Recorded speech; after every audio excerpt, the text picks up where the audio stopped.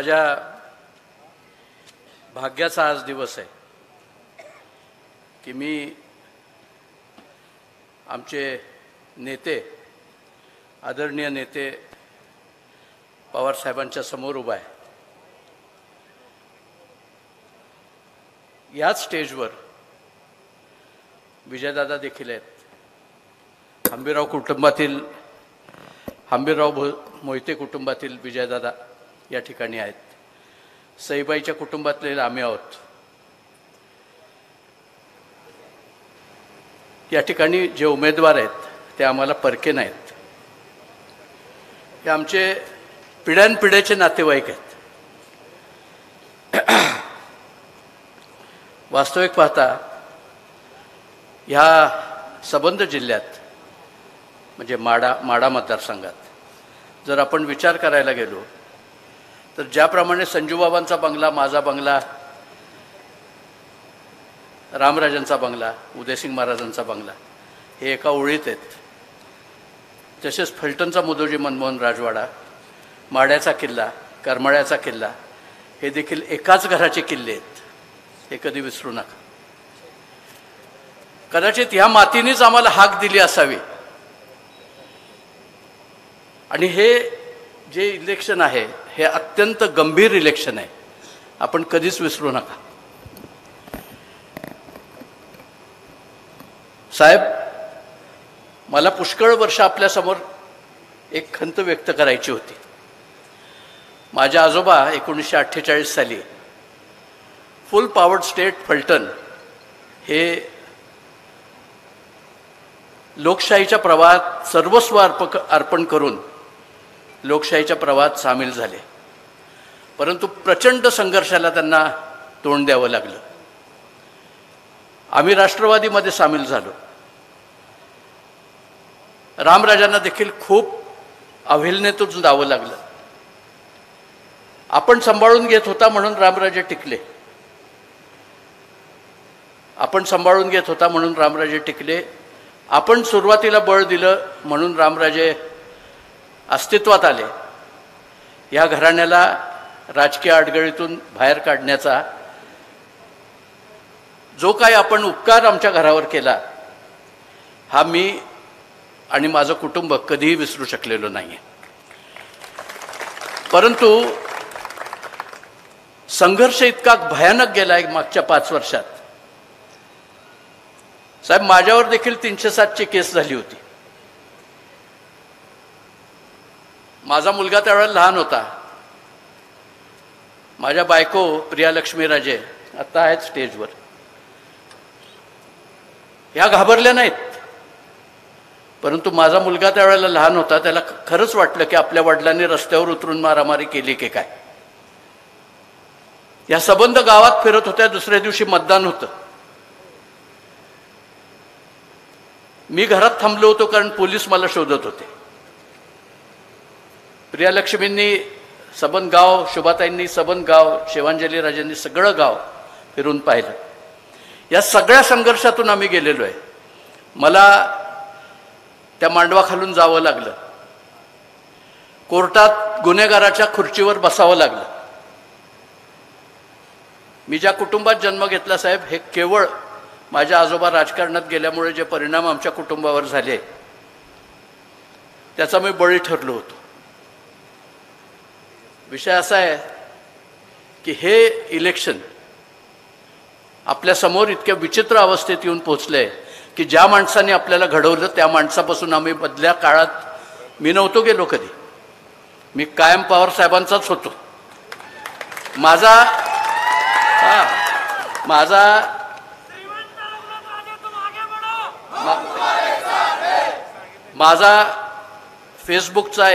माझा फेसबुकचा मॉटो देखील तोच होता की I belong to NCP until I die. साहेब, तोच शब्द माझा खरा आहे. विषय असा आहे की कार्यकर्त्यांची घुसमट होत होती.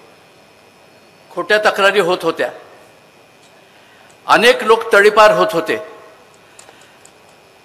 अधिकाऱ्यांना हाताशी धरून एका एका गुन्ह्यावर लोकांना तडीपार केलं गेलं होतं. त्यांना सोडवून आणण्यासाठी सगळ्या स्टेप्स ओलांडून जाऊन हायकोर्टापर्यंत जावं लागत होतं. लाखो रुपये कोर्टात जात होते.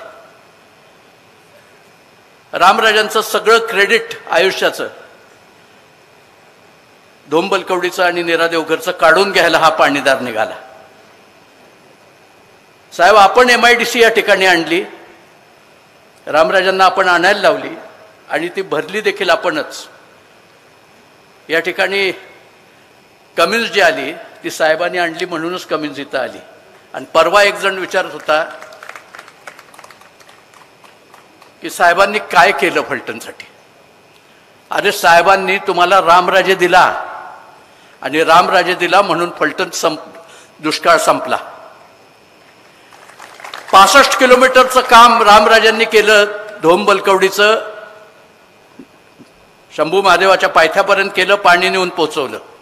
रणजितने काढलेला कारखाना देखील त्याच पाण्यावर काढलेला आहे. 15 गावं बर्बाद करून टाकलीत त्या कारखान्याचं घाण पाणी सोडून. कुठलाही अधिकारी त्याच्यावर ऍक्शन घेत नाही. 15 गावांच्यातली पिकं जळून गेली आहेत साहेब. मागचं पिण्याच्या पाण्याचं आवर्तन आलं, ते सगळे तलाव यांनी स्वतःचे भरून घेतले. स्वतःच्या भावाचा एक तलाव भरला. दुष्काळात पिचलेली ही जनता अजून भरडली जाऊ नये म्हणून रामराजांनी ठरवलं की आता जे काय होईल ते होईल, आपण निदान सत्तेबरोबर तरी राहू. काही उपयोग झाला नाही, कारण होणारच नव्हता. कारण ही सगळीची समोरची जी होती सगळी ती झुंडशाही होती. याच्या पलीकडे काही झालं नाही. आता आपल्या समोर एक त्यांचा 10 थोडासा कमी झाला इतपतच. याच्या पलीकडे काही झालं नाही. आता आपल्या समोर एकच गोष्ट उभी आहे की हे इलेक्शन, या इलेक्शनमध्ये ही अपप्रवृत्ती दूर करायची आणि संजूबाबांसाठी प्लॅटफॉर्म निर्माण करून ठेवायचा. जर आता रणजित निवडून आला तर संजूबाबा राजकारणात कंटिन्यूस होऊ शकणार नाहीत. तुम्हाला ठरवायचं आहे की तुम्हाला संजूबाबा हवेत, संजूबाबांचं सालस राजकारण हवंय का हा दाहक नेता हवाय. कोण हवंय तुम्हाला जरा सांगितलं तर बरं होईल. मग जर बाबा हवेत तर तुम्हाला धैर्यशील भाईंना निवडूनच द्यावं लागेल.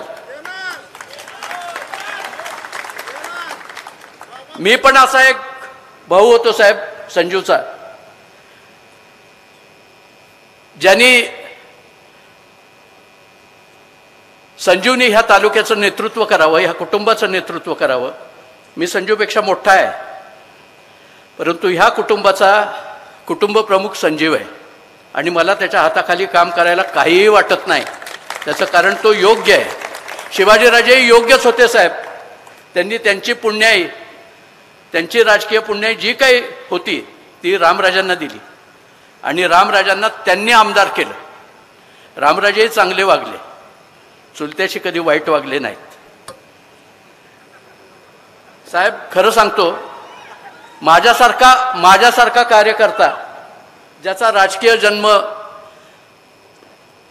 NCP मध्ये झाला, राष्ट्रवादी काँग्रेसमध्ये झाला, काही घटनांनी आमचं मन साहेब खरोखर दुखवलं गेलं, खूप दुखवलं गेलं.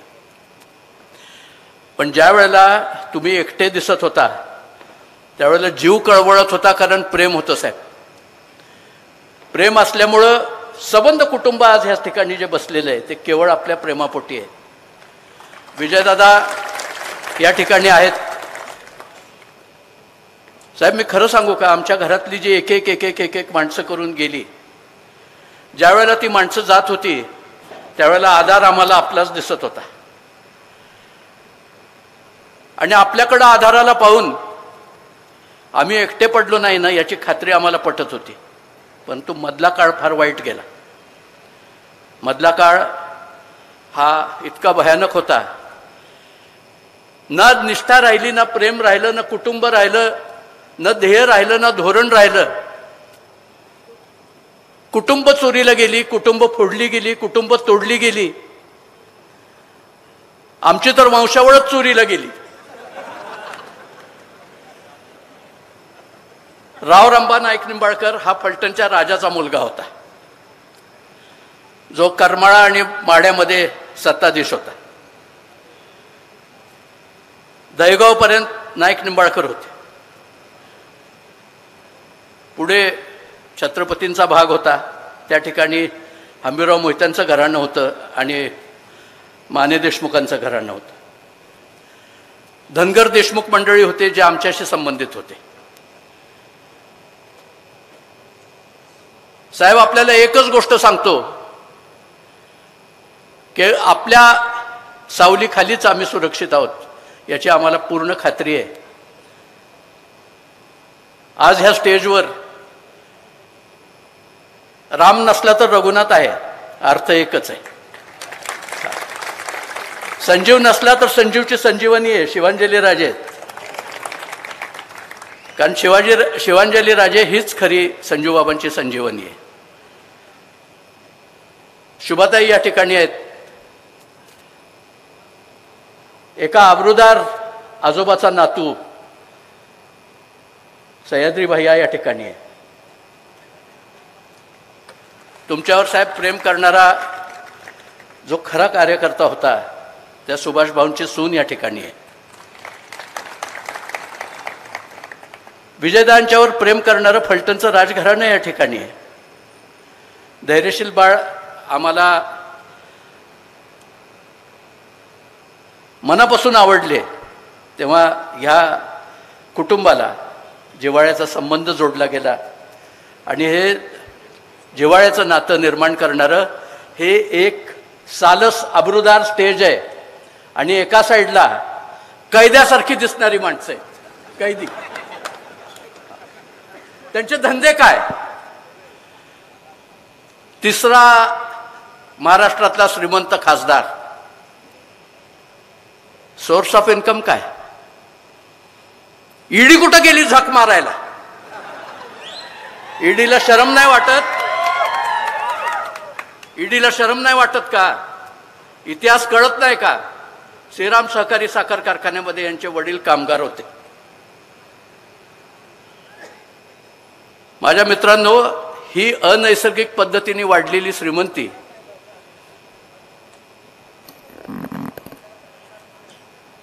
ही ईडीला समजत नाही का? वाटेल ते करायचं, फरार गुन्हेगारांना बाहेर काढायचं, हवी ती दहशत निर्माण करण्याचा प्रयत्न करायचा आणि हाताशी कोणाला धरायचं तर पोलिसांना. साहेब, एकच सांगतो की माझ्यावर देखील केस होणार आहे, पुन्हा केस होणार आहे.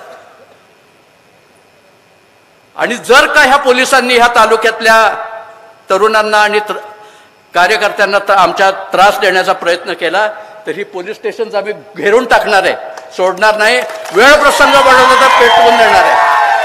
कंटाळून गेलोय आम्ही, कंटाळून गेलो. इथला DYSP लोकांना सांगतो, तुला विकायचंय ना गुटखा, विकायचा आहे ना विक, पण रणजितदाराच्या टोळीत आहे. साहेब, भयानक आहे हा प्रकार.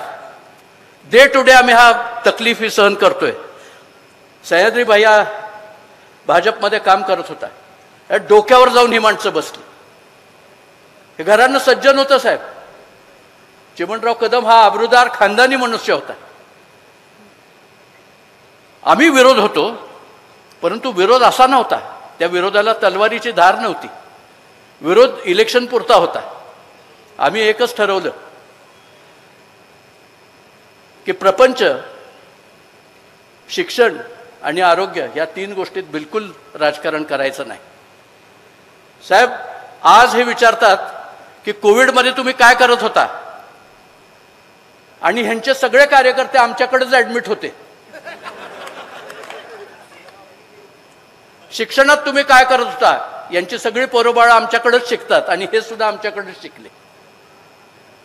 तरी ते आम्हाला प्रश्न विचारायला धसतात आणि आम्ही सौजन्यापोटी गप्प बसतो. पण किती दिवस गप्प बसणार? गप्प बसणं आता शक्य नाहीये, कारण डोक्यावरनं पाणी जायला लागलं.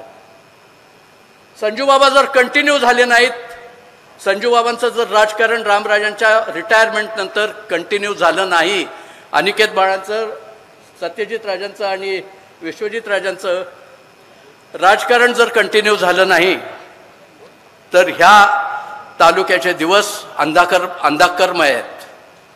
जर का हा पुन्हा निवडून आला तर ह्या तालुक्यातली देवळं सेफ आहेत. तातमगिरीची जमीन यांनी ढापलेलीच आहे. संजू बाबांची जमीन, तातमगिरी देवस्थानची जमीन यांनी ढापली आहे. देवाची चोरी करायला सुद्धा याला भीती वाटत नाही अशी परिस्थिती आहे. आणि खोटी असेल ना साहेब तर CBI लावावं आणि रेकॉर्ड चेक करावं. मी जे म्हणतो ते जर खोटं जर असेल तर खरोखर याच्यावर एन्क्वायरी लावावी. या सगळ्या प्रकरणातून आपल्याला एकच सांगतो की जे काही निर्णय रामराजांनी घेतले ते केवळ कार्यकर्त्यांसाठी घेतलेले निर्णय होते. आणि आता कार्यकर्त्यांनी एकच निर्णय घ्यायचा आहे की तुतारीच वाजवायची आहे. तुतारी घेतलेला माणूस हा आपल्याला संरक्षण देणार आहे. केवळ विजयदादांचं हे घर या ठिकाणी इलेक्शनला उभं राहायला तयार झालं म्हणून हे फलटण सुरक्षित राहण्याची शक्यता निर्माण झाली. नाहीतर आपले कॅल्क्युलेशन्स कदाचित तिथं माड्यात करमाळ्यात बसले नसते. विजयदादांचं घर आलं, त्या ठिकाणी धैर्य असलेले धैर्यशील बाळ आले. आता संजू बाबा त्यांची संजीवनी या ठिकाणी त्यांनी दिलेलीच आहे. मी पहिल्यापासूनच टार्गेट होतो, 307चा गुन्हेगार होतो. त्याच्यामुळं मी स्टेजवर आहे. अजून काय पाहिजे ते गुन्हे टाका, बिलकुल भीत नाही, बिलकुल भीत नाही. आणि पोलिसांना तर सरळ सांगतो की जर का ह्यांनी गडबड केली तर गाठ माझ्याशी आहे एवढं लक्षात ठेवा. हा तमाशा जो चाललेला आहे अधिकाऱ्यांना हाताशी धरून, हा DYSP, हे रेव्हेन्यूचे अधिकारी, चोरी करणारे वाळूवाले हेच, आणि पोलीस स्टेशनला हाताशी धरून जुगार मटका चक्री चालवणारे हेच. आणि ह्यांच्या आशीर्वादाने ह्या सगळ्या गोष्टी चालतात. आणि पलीकडच्या गटात जे काही प्रवेश झालेत ते सगळे 2 नंबरांचे प्रवेश झालेले आहेत. ज्यांच्या मागं काही नाही त्या ठिकाणच्या इकडच्या लाभार्थ्यांचे प्रवेश तिकडे झालेले आहेत. त्यांना हाक सुद्धा मारावीशी वाटत नाही असे लोक तिकडे गेलेले. हाक मारावीशी वाटत नाही. 10-10 वर्ष नगरसेवक ठेवलेले लोक, 5 वर्ष चुकून झालेले नगरसेवक झालेले लोक, त्यांच्या मागं काय नाही, मोटरसायकलवर बसायला दुसरा माणूस नाही, अशी माणसं.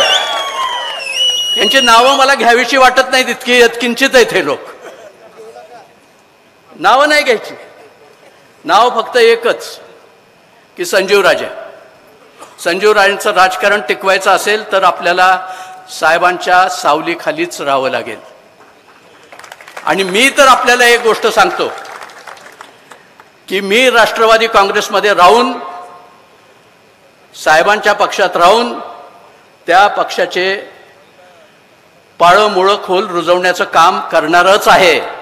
मी इथून काही आता परत येणार नाही.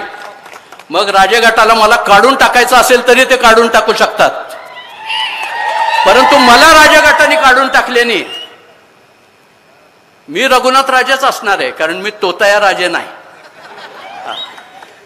तेव्हा आपल्याला एकच या ठिकाणी शेवटचं सांगतो की आपलं सर्वांचं भलं हे संजीव राजे सक्षम करण्यात आहे. संजीव राजे सक्षम असतील, त्यांची शक्ती ही दृश्य असेल, रामराजांचा आशीर्वाद असेल, विजयदादांचा आशीर्वाद असेल, साहेबांचा आशीर्वाद असेल, सह्याद्रीबाई यांची, चेतनची, सगळ्यांची साथ असेल तर एक आबरूदार राजकारण ह्या तालुक्यात करूयात. या ठिकाणी माण तालुक्यातल्या सर्व नेत्यांना जितका आम्हाला त्रास आहे तितकाच त्रास आहे हे कधी विसरू नका. या फलटण तालुक्यातल्या अधिकाऱ्यांना आणि इलेक्शन कमिशनला अखेरचा आशीर्वाद मी देतो की आत तिथं सुखी राहा, नाहीतर त्रास होईल.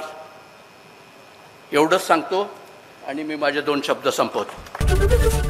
एबीपी माझा, उघडा डोळे बघा नीट.